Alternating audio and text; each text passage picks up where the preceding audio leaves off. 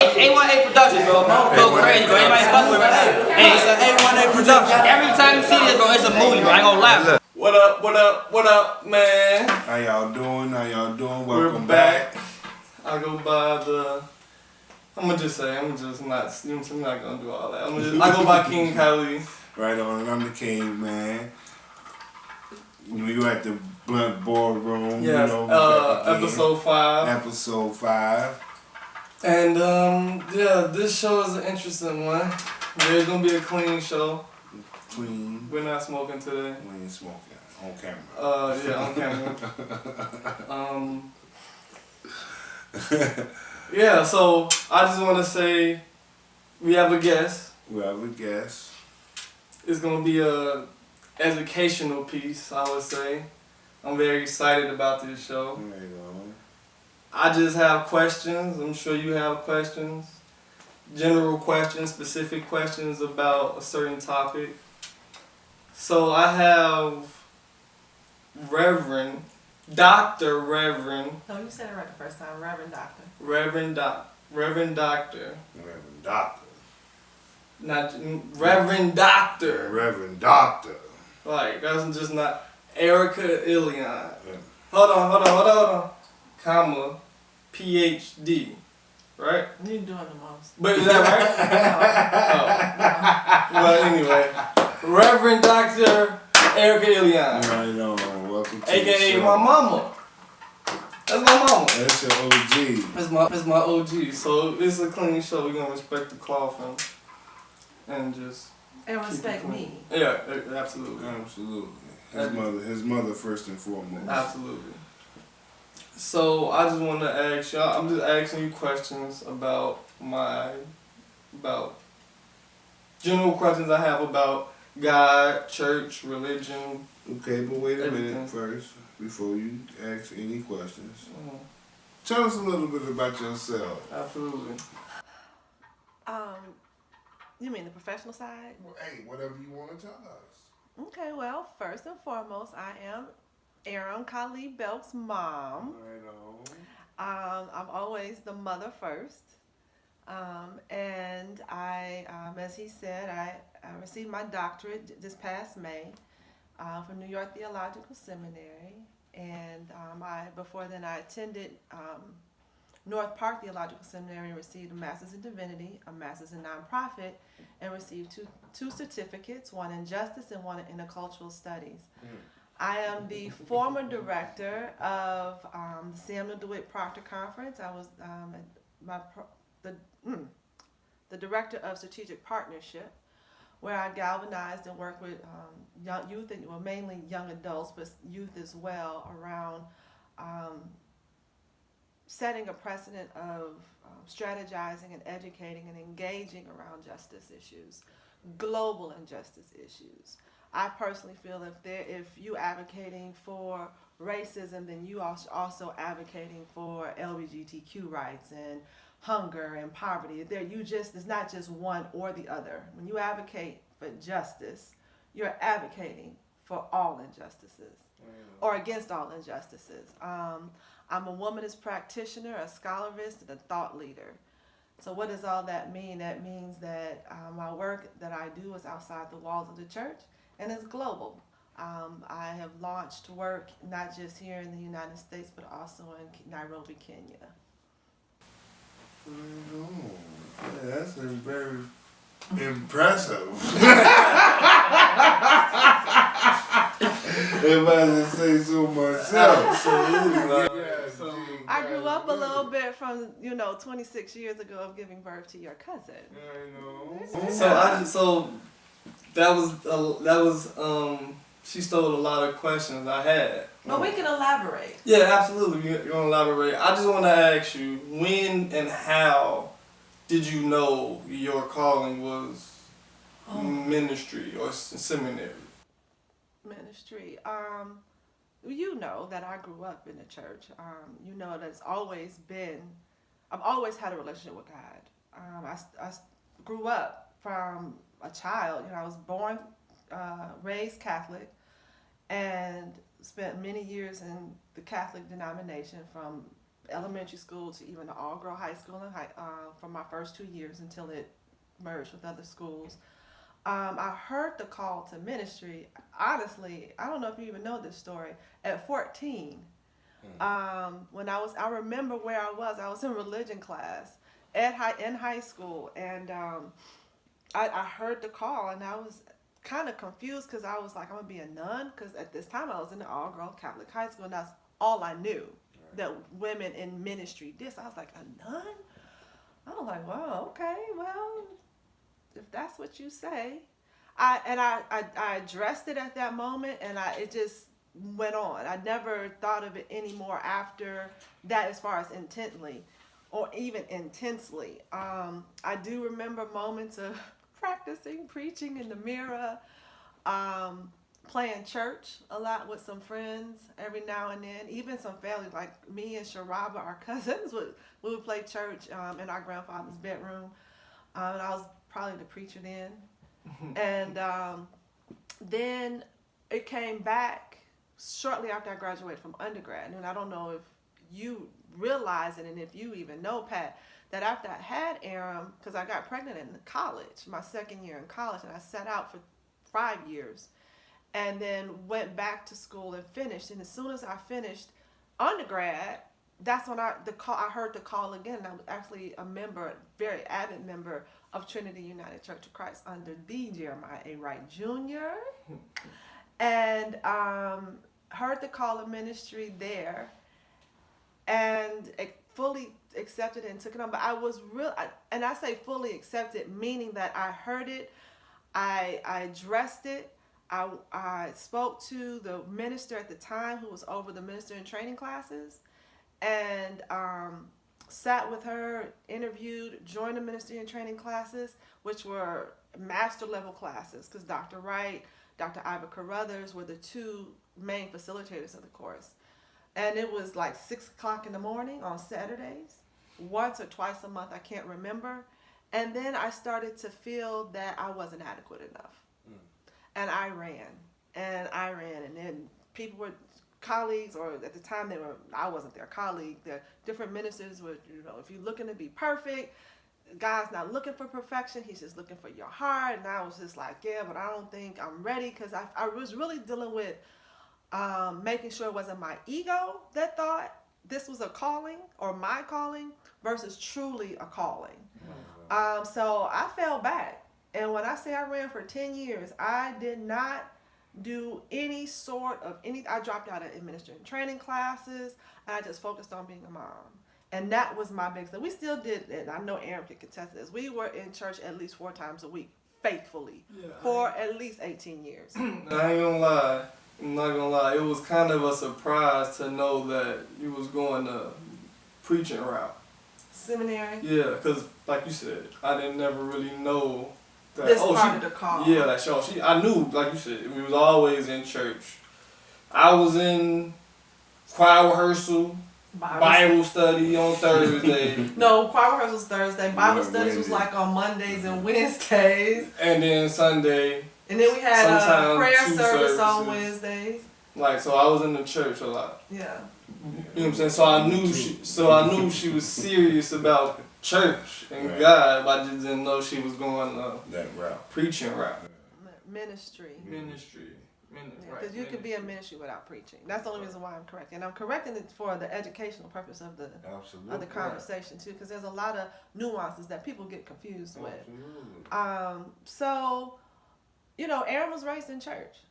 That's all. Up from me holding him till the time he graduated from high school, we were in church regularly. He was, and that's just how. That was what gave me life. So, back to. That's why you wouldn't go to church with me last time. Yeah, I told you. That's so. So in that process of running, I just want to be the best mom, and my prayer was always to be able to be the best mother. Being a single mom, yes, his dad is in his life, but he wasn't in the household, and being able to raise a black male was to be a good human was important to me. Not a good male, not a good child, a good human. I wanted him to have ethics, morals, and an undergirding of spirituality that he could always rely on, that I didn't necessarily have to be around to give. So that's why I feel like sometimes, you don't, well, I'm not gonna go all that way. But anyway, I'm gonna get right to the good questions. Okay. Like the real questions. All right, I'm Because ready. the real questions I have. Is Jesus white? Was No. Jesus white? Can I curse? This is a boardroom. Hell no. Okay. No. I knew that already, but I just wanted you to say it. Okay. Heavens no. Was Jesus female God? Is God a female? Possibly. Is that what you're asking? Yes. I believe God has feminine, divine, the most high divine, feminine, and masculine energy. God is not a human. Right. God is being an energy, a spirit. So I think God has both, just like we do. You have feminine energy. Right. And we're a reflection of God. Right? So I feel in that reflection of God, we house the same energy that God houses and God has. And that's feminine and masculine. So is that where the reference of Mother Nature comes from? I can't answer that. I think that's where the reference comes from when people talk about Mother, Father, God. Because I wouldn't call Mother Nature God. Right. But to be clear, there are gods of the air, or the God of air, the God of water, the God of earth. You know what I'm saying? And not little g, God. And that's taken it to a whole nother trajectory that Christianity doesn't, sit with. Right. So I don't want to go to a... So that's my next thing. Mm-hmm.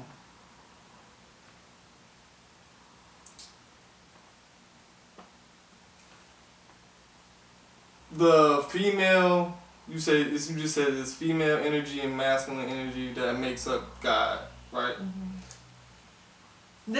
These are my... Oh, this is how I understand it. Right. Okay. And you understand this because of your extensive... Because my extensive study, through, especially my DMin, specifically my doctorate program. Right. Because my work was centered around African-centered spirituality and religions, as well as that. Well, it wasn't centered around it, but that work helped support my understanding of defend my work. Yeah. Right. So that's why I'm asking you all these questions, because I feel like you're a credible. Well, thank you. The most credible person I could speak to instantly, right? You know what I'm saying? So yeah, and this conversation, then my thought around this stems from the Ifa religion, and the Ifa religion is of the Yoruba people, which is started in the original religion of people of African descent in the West Africa, Ghana, and before we were snatched off our land, off the continent, kidnapped and drugged in the right. to a land that was not ours, but is built off our backs. Thus, the U.S. and other spaces in the Pan-African, in the diaspora rather, we were studying Ifa religion. Now, there was Christianity in Africa. There was Muslim in Africa. But the religion I'm talking about specifically in this region of where the majority of Africans were enslaved and kidnapped off the continent, which is part of the people of diaspora, was of Yoruba descent, and they studied Ifa, and Ifa is that religion. Okay, and that religion, am I jumping too far off of track? No, you did she definitely just skipped, but it's okay. Go ahead. Okay. You can go back. Okay, and that religion is where, that was, like I said, that was the original religion of our people, which was because the colonizers came and did their colonized work, which they formed and called mission work. they colonized them to believe Christianity, to understand Christianity. But what the people of the Ifa people did, or the Yoruba people rather, they guised Ifa in Catholicism so they could continue to practice their religion with and not get in trouble or beaten or flogged over it. And they for what example, say for instance, they took the saints of Catholicism like Saint Jude, and this isn't the real parallel. This is just an example. Saint Jude, and instead of they're praying to Saint Jude, but they're really praying to Shango, which is a god, a little g god that was made up the deity of Ifa, along with other deities. So in Christian churches, why don't they teach that? Like, I feel like all pastors should know like stuff like that. Like, why are we learning about Shango, or are we learning about Saint Jude, or why are we learning about? Saint Jude is in Catholicism first off, so Black church, Right, Baptist well, church, and stuff like that. yeah. But I just again want to be clear for the viewers. We are not learning, or that's not being taught in Black church. Because for the most part, for one huge piece is that white folks taught us that anything outside of Christianity was dark. Right. So Why can't we break that cycle?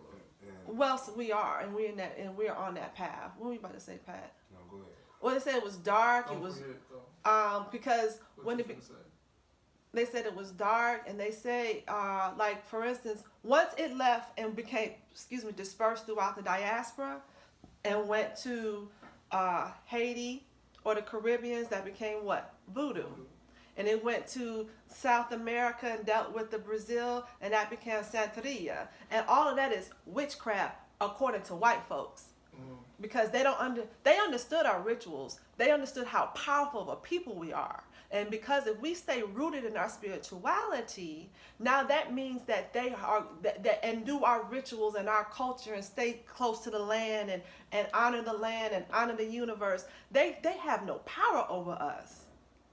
You see what I'm saying? And to the truth, so they still don't. That's why they continue to find new ways of enslaving us to this day. But what I was going to say was that's why they wanted to beat our religion out of us and force Christianity upon us. Because they knew how powerful we were together. So Knowing who we are, practicing what we be. And what we absolutely who we are and what we believe, absolutely. The other thing too is that they utilize the Bible to what? Support in slavery. So it had to be beaten. Now, we had to be. They had to have something. Well, the Bible says, and to shut women up. That's a huge problem in our community. That is how that white supremacist thought process has destroyed our unity from Black man to Black woman. Absolutely. Hold on. Separation of the home. Not just that. Separation of the what? Homes, he said. Oh. But not only that, Pat, can I wait? Keep going. Not only that, I don't want to say the problem. Well, it is a problem. When that divide comes in and you're teaching Black men, not that their Black women's voices aren't valid, they shouldn't be heard, they should only be in the house, they shouldn't have to do, this, that, and the third. It is, and then you become to devalue your Black woman and further oppress us. Absolutely. And Black men don't realize how the role they play in oppression towards their Black women. Because then it becomes a debate on who's the most oppressed. And I'm like, we got enough oppression to go around that we don't have to debate who's the most oppressed. We're both oppressed. Absolutely. So when I start speaking more on behalf of the voice of a woman versus a man, first of all, I'm a Black woman, so I should. But then secondly, it's to lift up what's not being said. Not to say that your oppression, your hurts, your pains, your ills are not valid. It's to remind you I too have those issues. I too am being oppressed. And when we start saying, well, for just an example, we got to remember our Black men in prison. Hello, there are Black women in prison too. And not only if there's black women in prison, there's the black women holding down the household for them black men who are in prison. So and anybody who's been any returning citizen will let you know that the families have it just as hard, or even the prison people in jail now or prison will tell you the people are too. And the families at home have it or have it worse, not worse, but have a bad situation when they're dealing with their family members that are in prison. You know. I know you got some questions. I do have a couple questions. Okay. First, what would you say to someone who don't believe there is a God? Those who think we get what we work for and God is doing it for us. I had a conversation like that one time with this white guy who was getting his PhD in chemistry.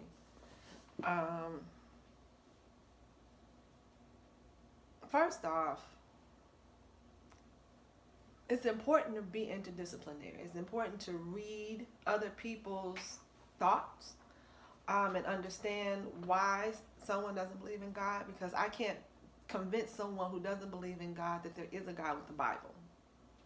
It just doesn't work. I have to be able to speak their language and understand and help them, and see come from their point of view at least. And I'm not an expert in everything, so I'm not claiming that, but you have to be able to at least have some sort of insight. They're saying, you're saying that, what would I say to someone who said there is no God? Like he said, it's an atheist. Yeah, and that's what you described, right? So well, there's a difference between an atheist and a person just a non-believer. Yeah, or not. Yeah, I mean, because What's the difference between an atheist and the person that don't believe in God? Because and it's not the person who doesn't believe. I don't want to get into that because I it's another word specific. that is not coming to me at the time. But there's an atheist. I can't give an official definition without looking it up. But to your point, I understand the generic part of the conversation. So what we looking up? Yeah. He loves looking up for it. I do too, because it helps break out the atheists. Atheists. Yeah. I don't know. Like there's, A-T-H-E. I think That's what I thought. I think it's A-E. A-E? But I'm a horrible speller. Me too. Am I waiting or am I waiting? Yeah, we getting the definition. We want to see what's the definition. What are you spelling? No. Don't call him out. This man put Can you just speak it into the phone? put A-T. Atheist. There we go. A-T-H-E-I-S-T. A person who disbelieves or lacks belief in the existence of God or gods. But then there's another term that That is is. similar, non-believer. So those two are synonyms. Person who not believe in something, especially one who has no religious faith. Wow, there's another word that's similar to atheist that doesn't This exist. is Either way, Non-theist. Yeah, that's what you're talking about? Disbeliever, unbeliever. Oh, it's a lot of Eric. similar words. Pagan? no. No, it's don't worry about it. It'll come to me. Agnostic? No. Nullifidian. No, you want to look at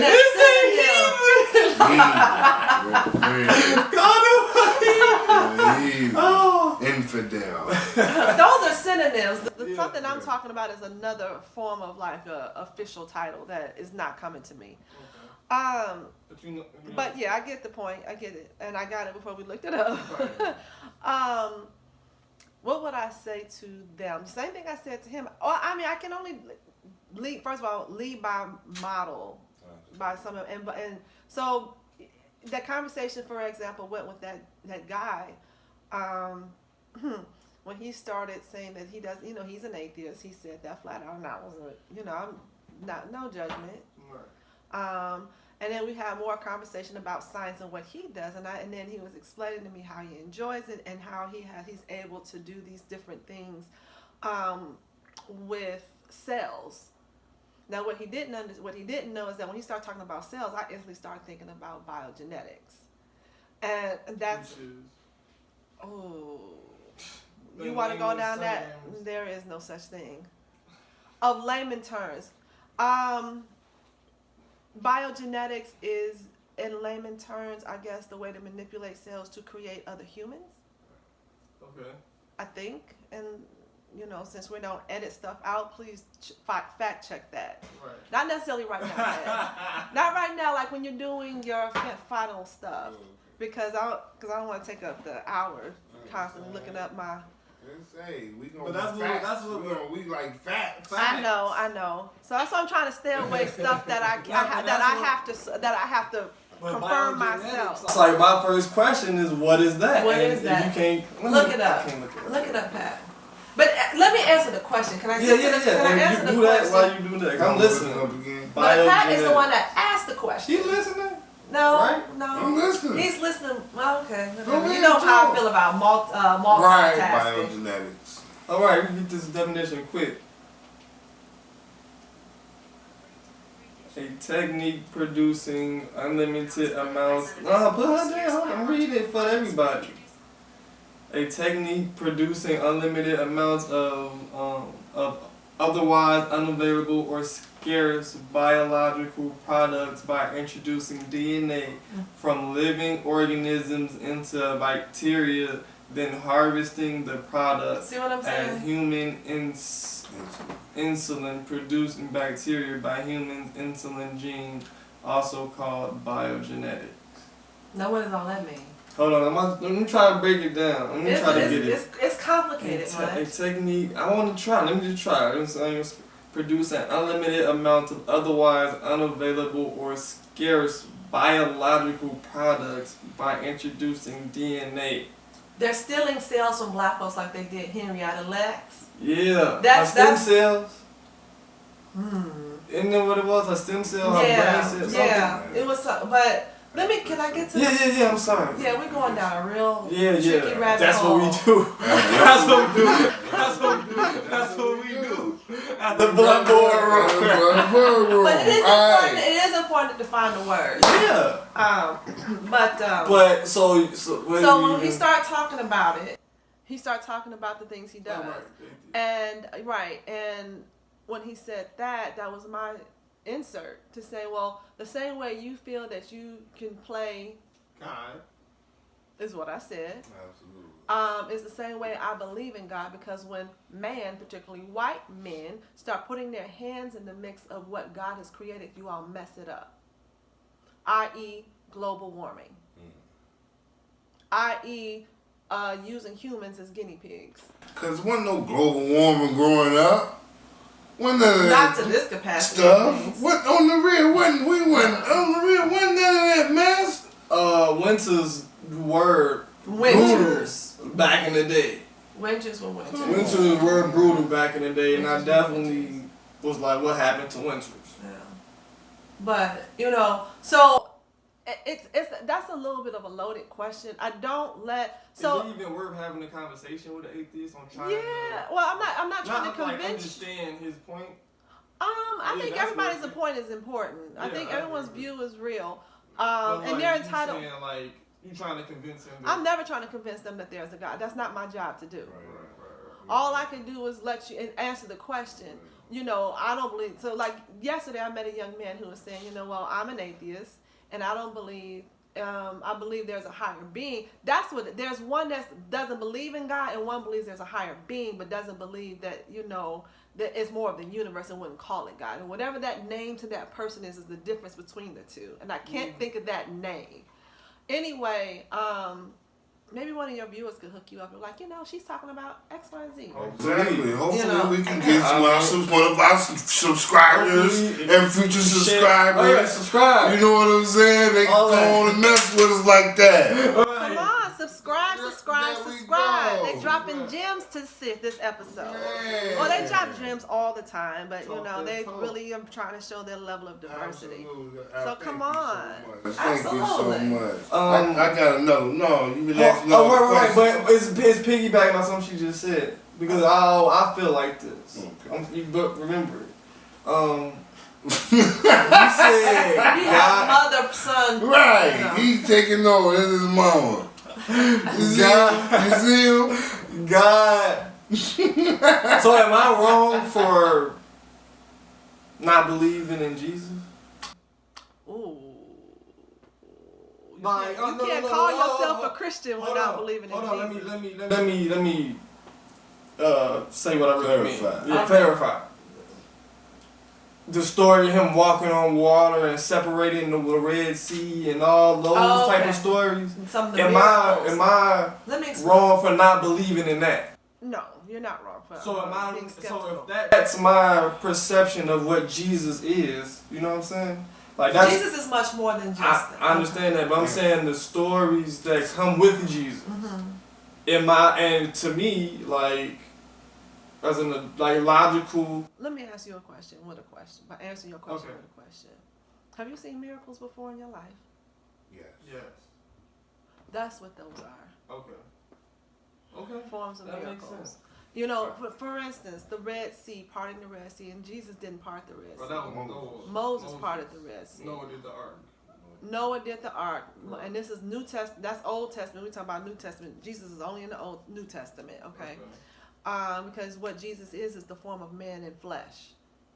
The form of man. A form of God in flesh. I'm sorry. Okay. So God really created Jesus God created himself in the form of flesh to come down on earth so he can get this world in order. Okay, so the story of God impregnating Mary with Jesus. With the Spirit. That's a person should believe that because of miracles happen, and that's a miracle. That's definitely a miracle. That's definitely a miracle. And miracles happen. It's definitely a miracle. But I'm saying, like, that is what... That's the story. I'm just saying that is what, like, being a Christian, to me, I'm just saying what I've been... No. That is what being a Christian is rooted in, that story, right? Being a Christian is rooted in like believing that Jesus, that God came down in the form of flesh, walked the earth, and saved you for your sins, and died for you. Yeah.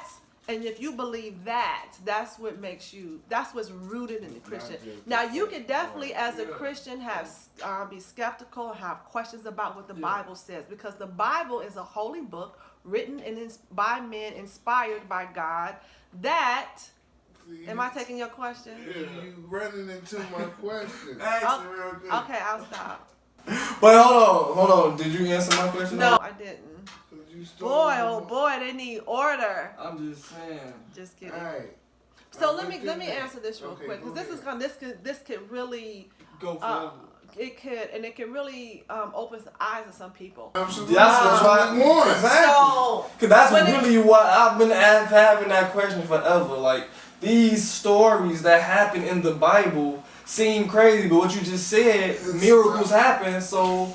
Yeah. And I mean, we've all experienced miracles. Wait, watch this, Pat. There's a story. Sorry. About Moses walking by a rock and striking the rock and water coming out. Right? I never heard that one. Yeah, it's a lot of fables in the story, but that's one of the things. They refer to the water coming out of the rock being the miracle.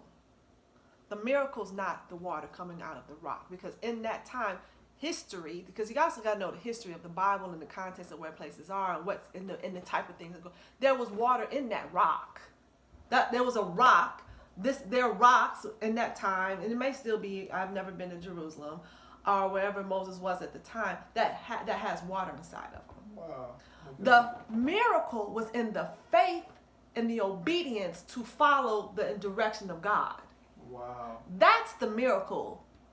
It's not God is God. God is going to be God, and God is going to be great, and God is going to be the I am all the time. So the miracle's not how great God is. The miracle's not that God came through. Are you going to listen? And it worked. And it. Are you going to not just listen but act? And that's a form of belief and faith. Acting, yeah. The miracle is in you stepping forward. All my stuff right here, though. Okay, I'm sorry. I'm serious. My bad. All my stuff. Well, ask the question. Because she can elaborate more. Absolutely. Reform it, make it fit or something. Who is King James? And what is his relationship to William Shakespeare? Because William Shakespeare wrote the King James Bible, right? Okay, pause. I can't, King James, all right, there are different versions of the Bible. Yes. Let's back up a step or two. The original Bible, the original Old Testament was written in Hebrew. The original New Testament was written in Greek. From that, Stop. I just have a quick question. No, Because this is all questions I have about this stuff, dude. But you keep stepping on his question. But what I just shouldn't be stepping on this off of what you just said right there. Okay. Different testaments of the Bible, are these one like English and I'm translating into Spanish type? stop. You stop. Let me answer the question, and then if you have a new one, Okay. write it down because you throw us off track, Ericka Elion. King Kali, and his name is the caveman. See, you Aaron and I'm Pat. Thank you. As long as I know, they can call you whatever they want, whatever you tell them to. Okay. Anyway, like I said, Old Testament, Hebrew, New Testament, Greek, original text. Hebrew Bible is called the Hebrew Bible. The New Testament Bible is called the Septuagint. All right. Over time. Septuagint. Mhm. Okay. Over time, people didn't know, couldn't read and write. It's just like now. So they started translate or even speak Hebrew and Greek. And then there's people all over the world, so they mass produced the Bible. So they took it, they translate the Hebrew into English, the Greek into English, and there comes whoever translated it became the King James Version. King James is the one that translated the Bible. So it's now named the King James Version. What? There's a new international version. Who translated that? I don't know, but there's a new international version. So there's another one translation called the Message. There's another one called English Standard Version. So the regions of the world, the people who were doing the translation are just that, the people that are translating it from that original language to the English language. And yes, there's Bibles in Spanish, there's Bibles in Portuguese, there's Bibles, but I've never read a Spanish Bible, but from what I could, just off my knowledge, they're not translating the translation to be anything different outside of from English to that language. Right. So, is there any chance that it could have been revisions into his benefit, King James? Could he have made? That's so funny. I just had this conversation yesterday. You know, could he have made whoever Made type it up? And said, "This is what I wanted to say." I wanted to say. Well, he could have. Right. But I don't. It's highly unlikely that he did, because if I was to share with you and open up the Septuagint, which is the Greek Bible, there's the translation. I mean, there's the Bible, the texts, in Matthew, Mark, Luke, John, all the way to Revelations. Right? That's the whole New Testament. At the bottom of it, you'll see the debates of where the forefathers are saying, well, this translation means really this. And then you'll even see, like, they have grades, like letter grades next to it, A, B, C, D, at the bottom, saying why this is strong and why this is really why this is what this means when you translate it from Greek to English. And the same thing with Hebrew. So at this one now, it can be translations that were misunderstood, because back in the time they didn't have computers. They had typewriters, so they're writing stuff out, and then in the process of rewriting it, it could have looked like a dot verse, because Hebrew are characters. So it could have been a dot in the spot that really meant the letter A, and it should have been the letter O, and they translating it as into of. of Jesus versus as Jesus did. You see what I'm saying? And that turns the translation all the way around. That's why it's important for your pastors and your associate pastors to go to seminary and study Greek and Hebrew so they can translate, read the Greek when they're reading the Bible, reading the scripture they want to study or preach about, and they could go to, if they have a question, well, I wonder really what this part means, go to the Greek Bible, read it in the Greek, figure it out, do the study, and be like, and translate it for the meaning of in this, and that you can create the debate. Man, I was just about to say, I feel like every pastor, didn't I just say that? Every pastor should do what you have done? No, you didn't say that. Well, I definitely had it written down. Like, but you know, it's a black thing, and I'm not gonna knock pastors who don't go to seminary. But I fully believe that just like doctors and dentists, yeah, but because they feel this vocation is a calling from the Holy Spirit and they are gifted with the Holy Spirit, that is not always necessary. I don't believe this. It's not always necessary to they don't have to do that study. But that's not. I don't agree with it. But that's why but you also didn't grow up in the church. You also grew up in the church where you had your pastor spoke 7 languages. But I was just about to say. And went to seminary. About church. Okay. That going to church is like wishy-washy because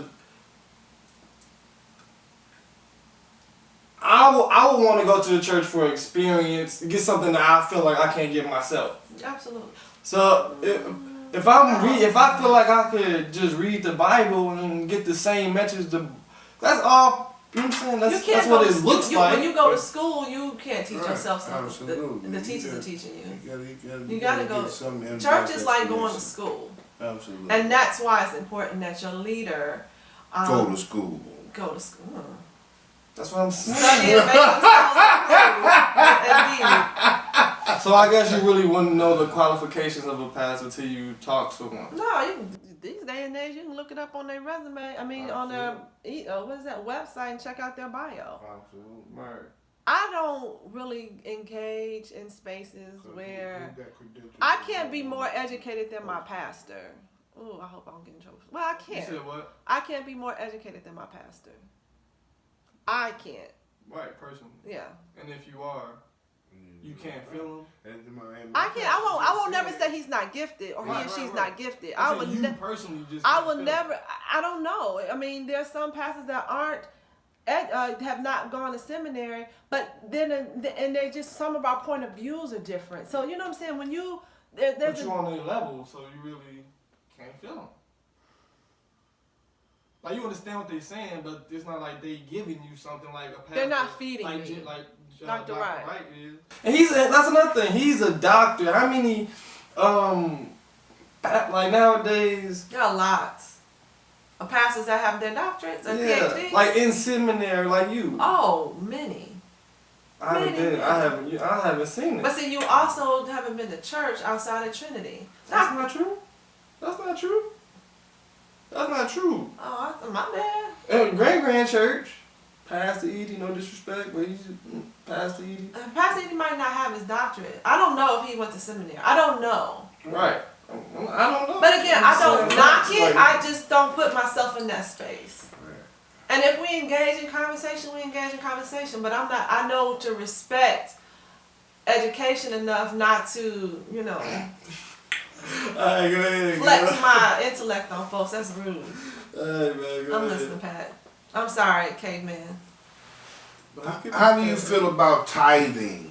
And can you only tithe with money? Absolutely not. Tithe of time, gifts, and money. That's the answer to that, flat out. I feel that tithing is important. It's a benevolence of sorts. When you have more, I look at tithing from an almsgiving point of view. Those who have almsgiving, ALMS giving. What does that mean? I'm getting to that. Okay, I'm sorry. Should I just let you finish and then ask if you don't ask? If you don't. I mean, I think I said that. Your questions. You interrupt me all the time. Well, I'm sorry. Almsgiving. I look at it from a place of almsgiving.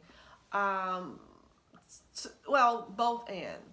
Almsgiving is a way of giving on behalf of your sister and brother in a space that can't give from themselves.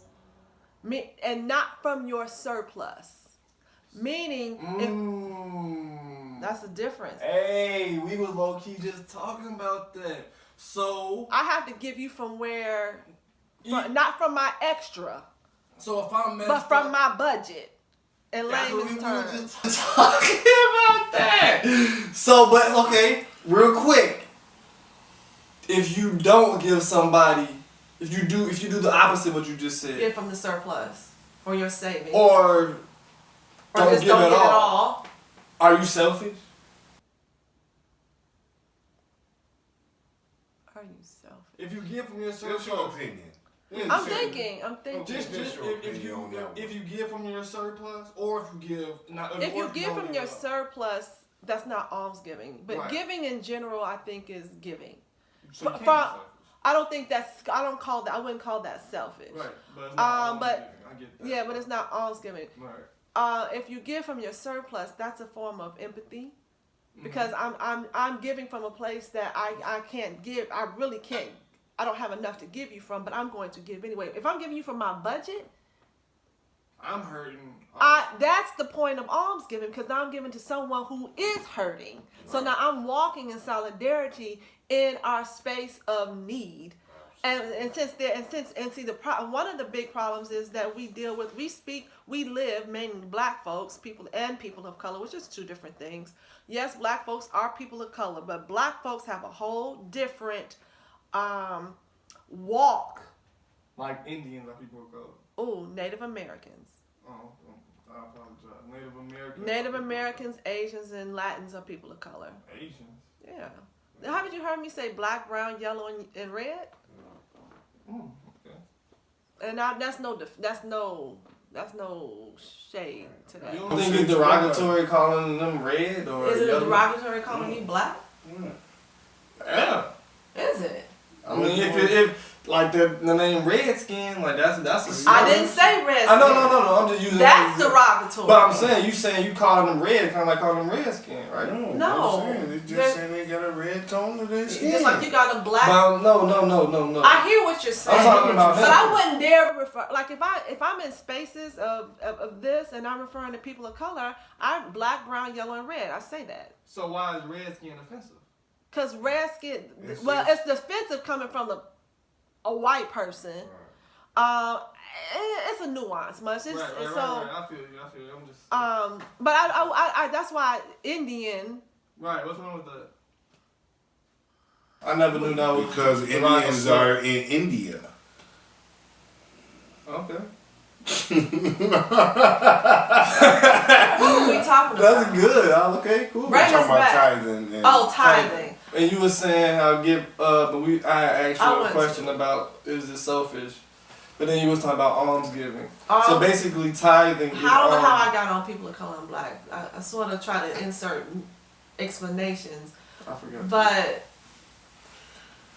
Because you But were tithing- talking about almsgiving and giving out of your surplus. And, okay, so And then there's tithing of our time, gifts, and talents. We discussed that. But tithing of our money, so many people misunderstand that the tithing of the money is to support the church. And in some instances, yes, the pastor's salary is a part of that budget, but to support the church and to be in community. My current pastor, who's in Alexandria, Virginia, Reverend Dr. Howard John Wesley, he gave a beautiful message. I have never heard, he's done it more than once. I've never heard a message of tithing be so well done and such a compassionate, inclusive conversation. And I can't even repeat it because it just, I was so in awe. He always amazes me how brilliant he is when he lays out conversations of debate, such as tithing. But it's really, tithing, the way I understand it, is really done for the community. And you're part of the community. Each one gives one. Right.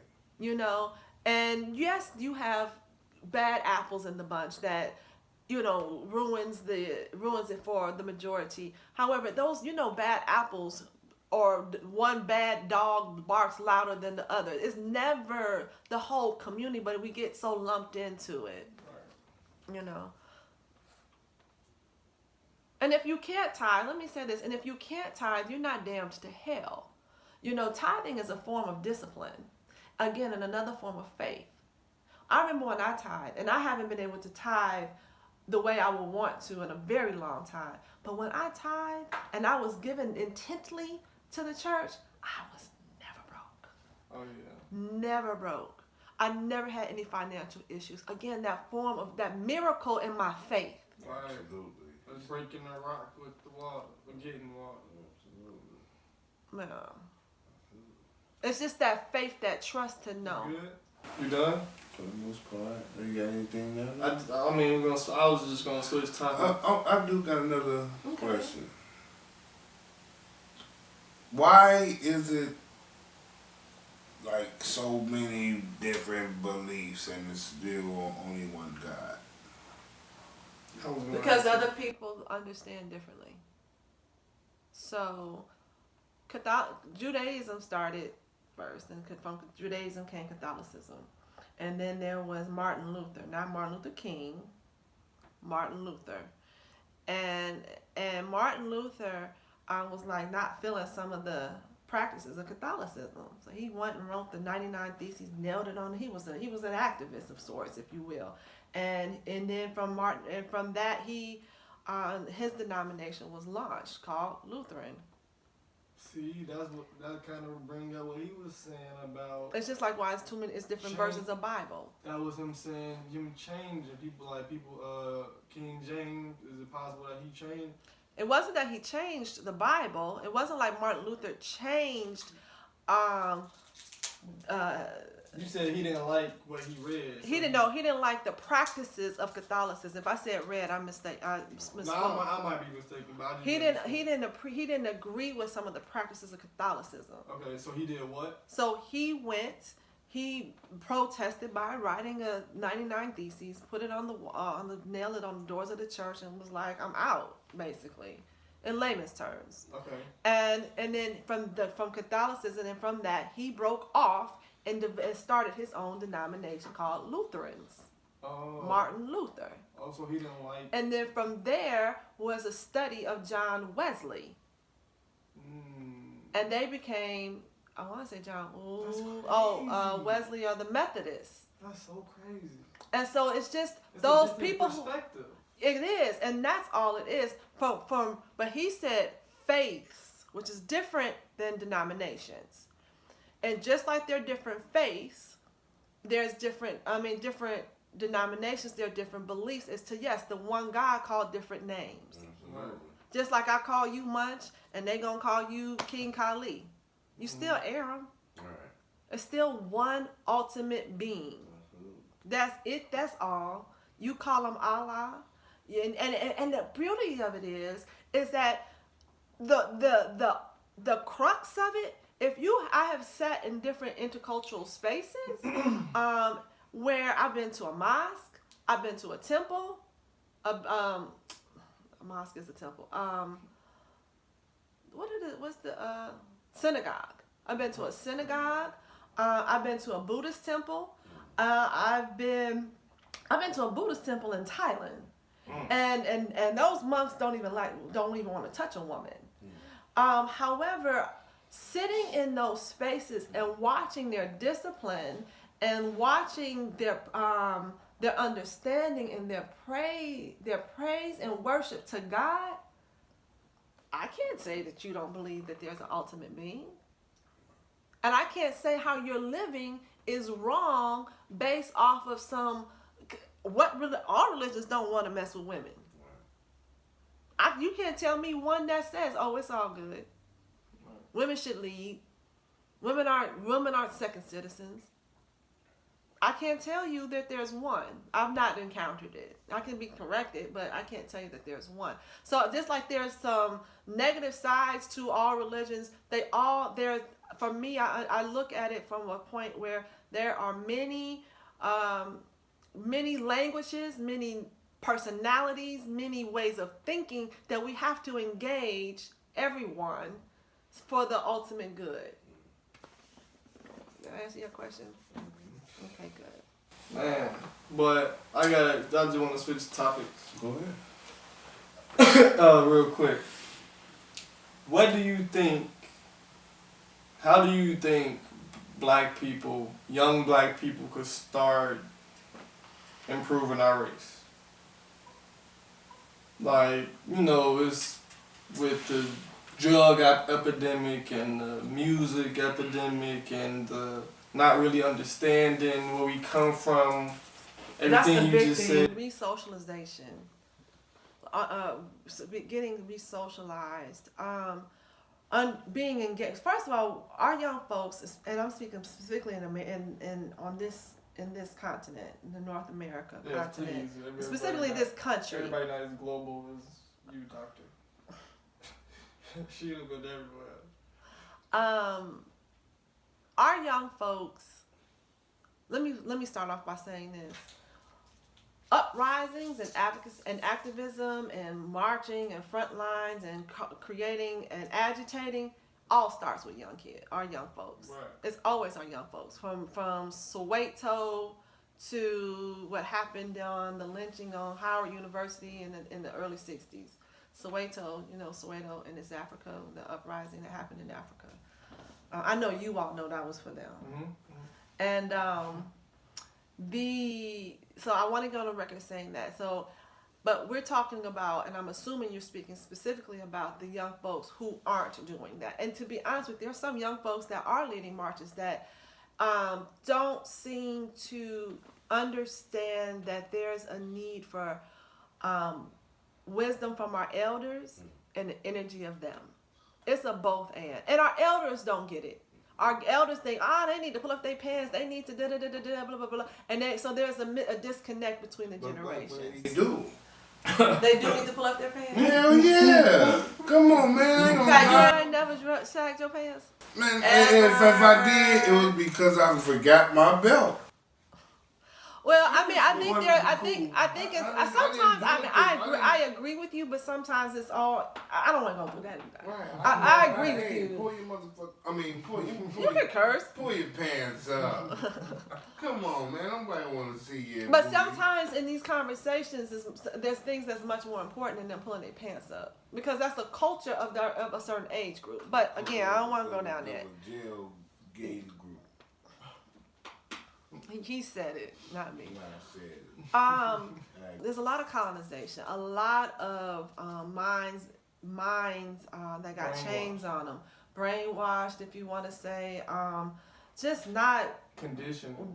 conscious. And I don't mean woke conscious, just not conscious and it's not. I'm not gonna put all the blame on us, because there should be a yearning of some sort to figure it out. But you got to realize to figure it out. Right, you don't even realize that. Yeah, so there's that problem. But when you have these type of conversations in these spaces, that opens it up. Mm-hmm. This type of stuff, but it also has to be engaging. It can't be over the people's heads. Mm-hmm. In some cases, it can be enough. You can say words such as ecumenical and like we said, biogenetics, to the point where what does that mean? Where I don't have to dumb myself down instead of helping you rise yourself up, rise your level up. Not saying I'm over you, but the intention of life is to continue to grow, level up, levels, right? So if I'm constantly coming to your level, which is okay to engage you, but please don't think we're gonna stay there.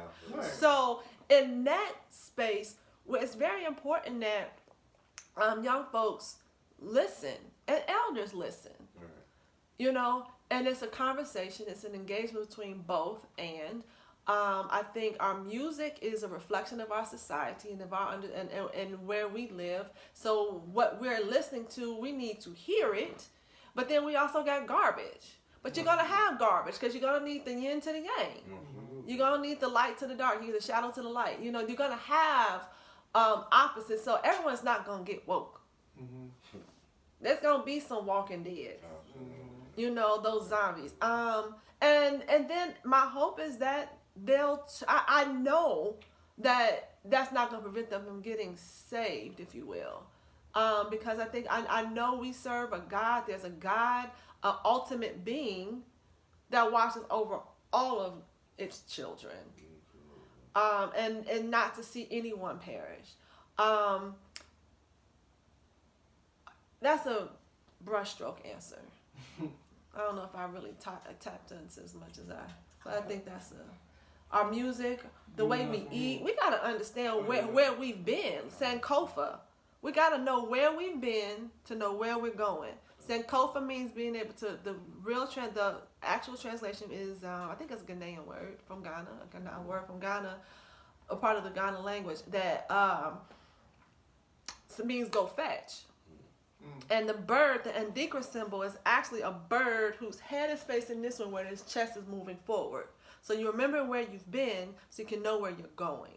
You can't not know where you're going if you don't know where you've come from. And our roots in every space we enter is important to know what was there before us. Even just like this land right here that this house is on. You know, it's important to know what was here before us. And it's our duty to us to honor this land. Because this land is the creation of our ultimate God, right? And of that, and then we also have responsibility to our ancestors and to the generations unborn. All of that is community. We are, every living being is an ancestor in the making. And we have a duty to those. We have a duty to do the charge of what our ancestors left undone for the generations that are waiting on to be born. We have a duty. And for those of us who don't get that, we are falling short.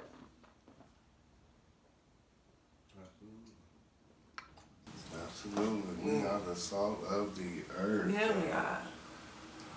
You know, but hey, you know, I'm gonna be honest with you, we gonna cut it short.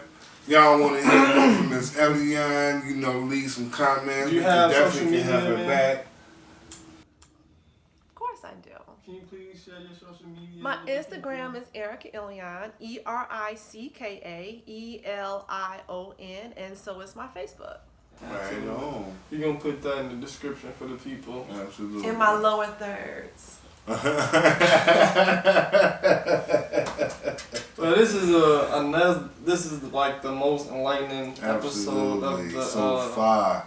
You know, yeah, she done absolutely. set a precedent. So all You know, next guests, you know, we you got, gotta have your schnit together. Absolutely. You feel me? Ain't no just anybody coming on the boardroom. you see, I want to thank you all for having me. The Right Blunt on. Boardroom, where conversation is blunt. Absolutely. You feel me? There might be some blunts rolled up. Hey. absolutely, you still got them. We ain't doing nothing. I'm not here to change you. I'm That's just okay. here to, you know, I give my respect part. the OG. Absolutely. We respect the And OG. we want you to be able to share us and, you know, Yeah. not be ashamed. With your- exactly. Absolutely. I wouldn't be ashamed, but there is a brand. Absolutely. There is a brand. And then there's folks that could be like, ooh, she around now smoking weed. Absolutely, Yes, I'm yeah. in the trenches with my people. Absolutely. Well, And I mean, with the Yeah. cavemen. I wanted to be at the table. Ain't no But table. what I don't understand, I told him, I'm like, so I can't be at the table. We've had a conversation about this, just so you all know. if you a guest on the Blunt Boardroom, you see what's going on. You got your Even own OG, slot. Dr. Reverend is got their own little. Slot. You feel me? She's situated. I was about to pull up on them. Matter of fact.